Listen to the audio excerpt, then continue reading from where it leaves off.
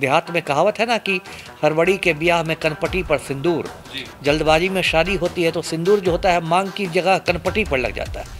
तो ये तो हड़बड़ी में लोगों ने शिक्षकों की बहाली की है तो कनपटी पर सिंदूर लगा है। उसकी जो बहाली हुई है, उसकी नियुक्ति जो हुई है, उसमें तो मतलब बहुत आप कह सकते हैं बहुत झोल है, बहुत उसमें गड़बड़ियाँ पाई गई हैं, है ना। सरकार को आप ज्ञापन देते रहेंगे, सरकार ज्ञापन को कूड़ेदान में फेंक देगी, सरकार के कान पर जू नहीं रहेगी। जब तक अदालत की अभ्यर्थी संघ जो बना है, आप कह सकते हैं जो ऐसे शिक्षक अभ्यर्थी हैं जो योग्य हैं लेकिन किसी वजह से जिनकी नियुक्ति नहीं हुई है, उन लोगों ने एक संघ बनाया है और उसका कार्यालय यही माले के माननीय विधायक हैं सत्यदेव राम। कायदे से जो भी इन लोग की शिकायतें थी उनका निराकरण बीपीएससी के स्तर से होना चाहिए था और शिक्षा विभाग के स्तर से होना चाहिए था। जब भारत के संविधान में 100 बार से ज्यादा संशोधन हो सकता है तो ये बीपीएससी का एक आवेदन एडिट नहीं हो सकता है। बिहार में जिस तरीके से फर्स्ट फेज की बहाली हुई थी, अब इसको लेकर अभ्यर्थियों में आक्रोश है और अभ्यर्थी अब रिवाइज रिजल्ट की मांग कर रहे हैं। जी हाँ, बिल्कुल सही सुन रहे हैं। इसको लेकर अभ्यर्थियों ने ऐलान कर दिया है कि आर पार की लड़ाई रहेगी कल से।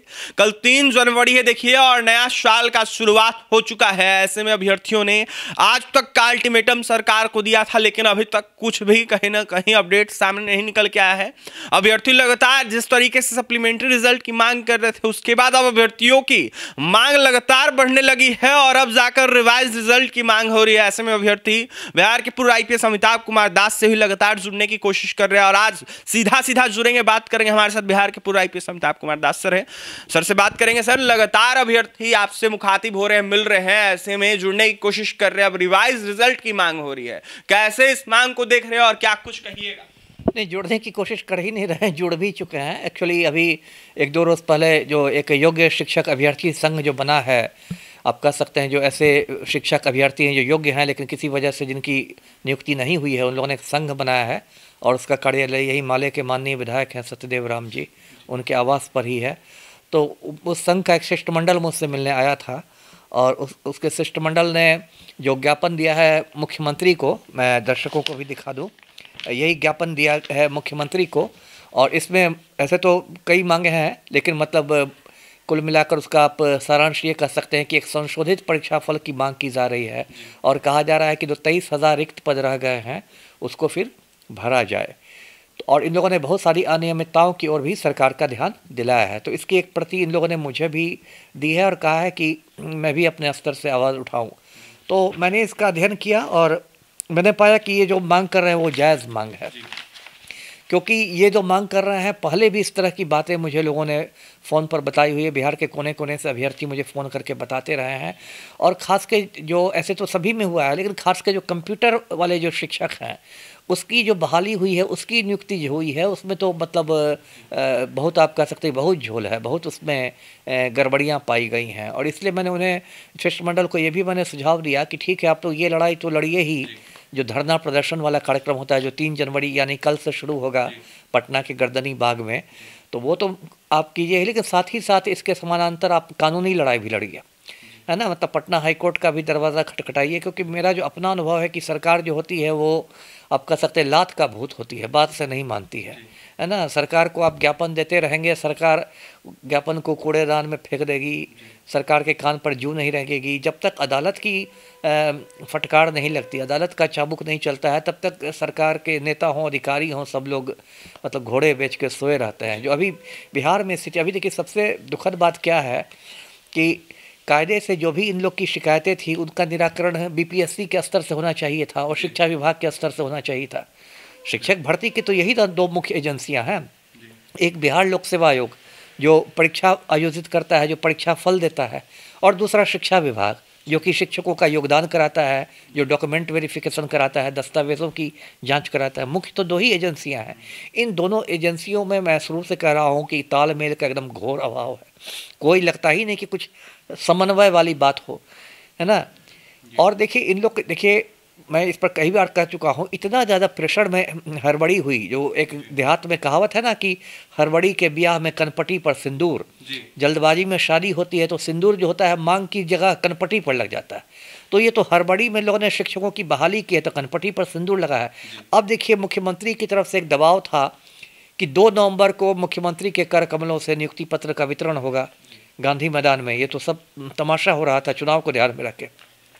अब इसको लेके इतनी हड़बड़ी हो गई डॉक्यूमेंट वेरिफिकेशन की कि किसी लोगों ने ठीक से जांच नहीं की। सबसे बड़ी गड़बड़ी क्या हुई मैं दर्शकों को बताता हूँ। बीपीएससी में जो भी कागज़ अपलोड किए गए थे उनको जब आप डाउनलोड कीजिएगा तो उस पर बीपीएससी का वाटरमार्क आ जाएगा, है ना। लेकिन जब डॉक्यूमेंट वेरिफिकेशन में जो शिक्षा विभाग के कर्मचारी लगे हुए थे उनको ये नहीं ब्रीफ किया गया था कि बस वाटरमार्क नहीं देखना है, ये भी देखना है कि वो कागज़ जो है वो सही है या गलत है।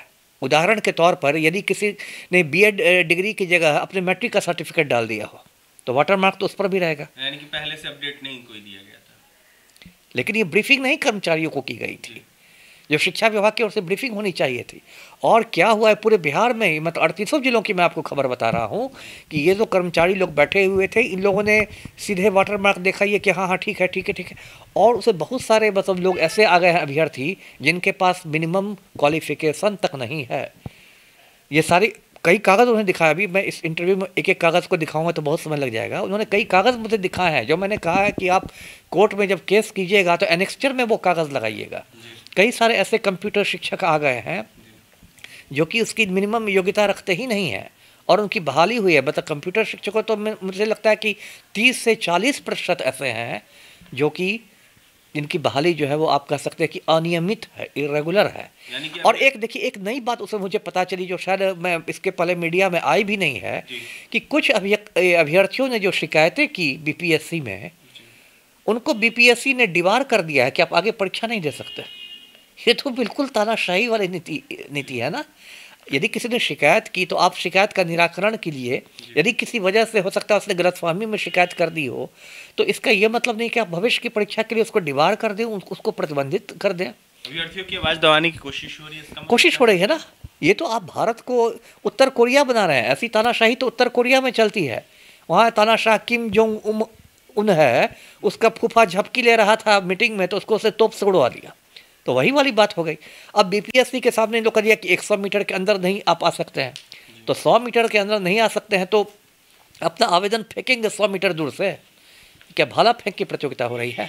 वहाँ पर इतने सारे सिपाहियों को बैठा दिया गया, वहाँ अपने जाना लोगों का बंद करा दिया है।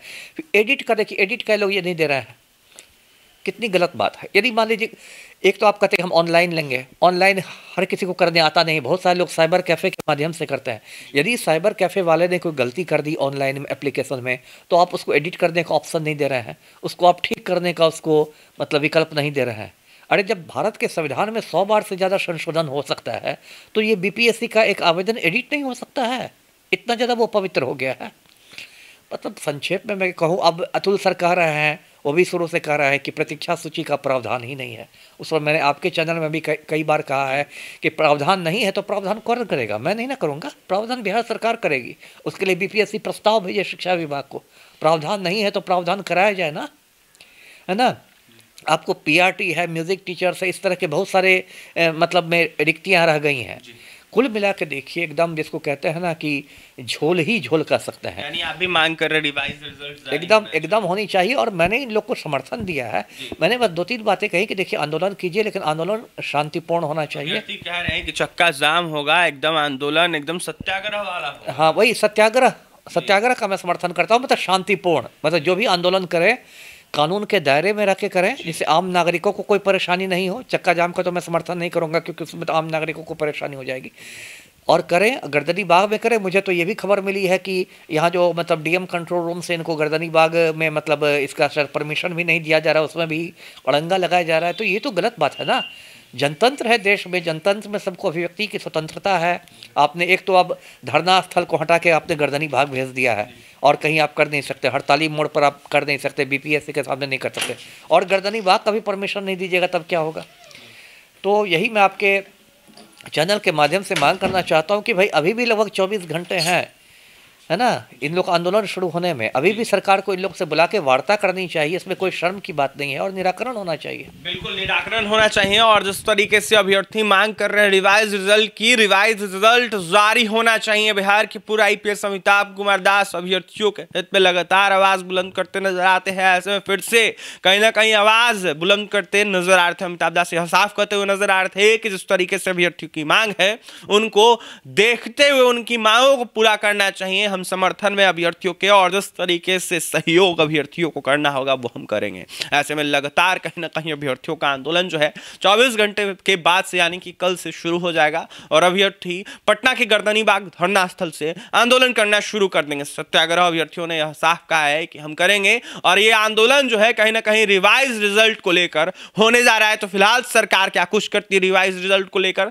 देखने वाली बात होगी। शिक्षक अभ्यर्थियों में काफी आक्रोश है, यह साफ कहते हुए अभ्यर्थी नजर आ रहे हैं कि रिवाइज रिजल्ट अविलंब जारी होना चाहिए। बिहार के पूर्व आईपीएस अमिताभ कुमार क्या कह रहे थे आपने सुना है। और भी तमाम खबरों के लिए NBC 24 के साथ बने रहें। इस वीडियो में इतना ही। हमारे चैनल को सब्सक्राइब करें, पेज को लाइक करें। बहुत बहुत धन्यवाद।